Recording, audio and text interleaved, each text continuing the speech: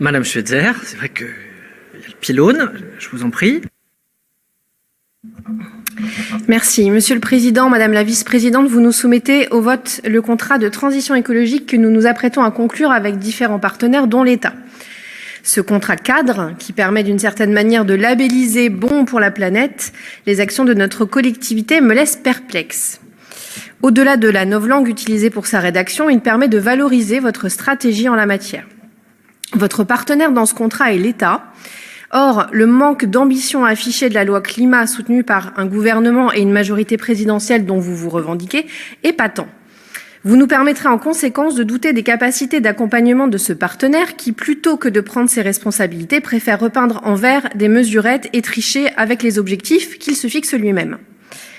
Après des échanges avec des associations pour l'environnement et à la lecture de leur dernière lettre ouverte à votre intention, je suis donc, oui, perplexe quant à certaines ambitions affichées, en particulier celles relatives à l'orientation numéro 3, un territoire qui régénère les écosystèmes naturels, pourvoyeurs de ressources, de biodiversité et de bien-être. Mes chers collègues, tant que nous verrons les écosystèmes comme des pourvoyeurs de ressources, nous serons à côté de la plaque. Tant que nous ne percevrons pas l'urgence d'une prise de conscience immédiate des désastres que les générations successives ont accomplis sur cette planète, nous resterons à côté de la plaque. Un changement complet de paradigme est nécessaire pour sauver ce qu'il reste à sauver. Certains ne se privent pas de nous faire peur avec des chimères comme l'islamo-gauchisme, le plombier polonais ou le Khmer vert, alors que le vrai danger, la vraie urgence est écologique et sociale.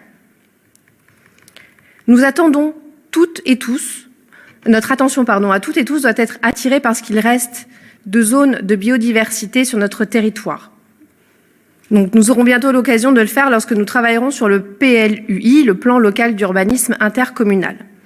Mais j'attire votre attention sur la lettre ouverte que vous ont adressée l'association Justice Climatique Angers ainsi que des groupes locaux de Greenpeace, Youth for Climate et Extinction Rebellion au sujet des zones humides de notre territoire et qui est à ce titre exemplaire.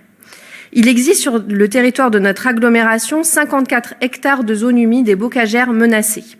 Ces zones humides et ces bocages sont des lieux de biodiversité floristique ou faunistique extraordinaires.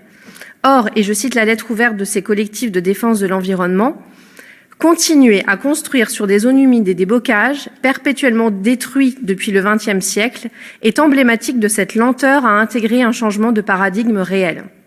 La sanctuarisation sans exception des zones humides doit désormais conditionner les territoires d'urbanisation.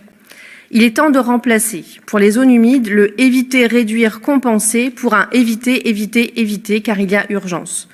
Nous vous rappelons vos engagements, je cite toujours leur lettre, l'évolution vers un territoire durable passe également par la préservation des zones humides du territoire qui jouent un rôle essentiel pour la ressource en eau, épuration, filtration, stockage et la biodiversité.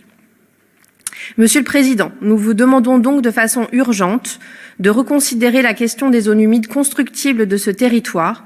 Nous ne pouvons continuer à afficher ce paradoxe entre un territoire qui se dit résilient, et je crois en vos bonnes volontés, et la poursuite d'un développement urbain qui n'intègre pas l'urgence écologique à laquelle nous sommes confrontés. Vous nous demandez de conclure un contrat pour mener la transition écologique. Très bien, alors faisons-le. Comme premier acte fondateur, nous pourrions décider de stopper net ces projets de destruction des zones humides.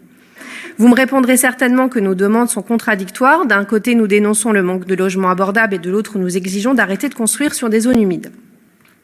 Mais nous n'entrerons pas dans ce jeu-là, car des solutions alternatives existent, rénovation, réhabilitation des bâtiments déjà existants, reconversion des friches industrielles, utilisation des logements vacants. Rencontrez donc ces associations qui sont conscientes des enjeux et font avancer à pas de géant la question environnementale, Monsieur le Président, et écoutez leurs propositions. Je ne m'opposerai évidemment pas à la signature de ce contrat de transition écologique, mais je crains que les belles paroles qui y sont énoncées ne soient qu'une opération de marketing repeint en vert, sans réelle ambition ni acte fort. J'apprécie l'abstention de Mme Schweitzer, parce que je la prends comme le fait pour qu'elle s'abstienne malgré la dureté de ses propos sur l'État ou sur ses craintes de communication. C'est sans doute qu'elle reconnaît que ce n'est pas que de la com, et je veux retenir ça.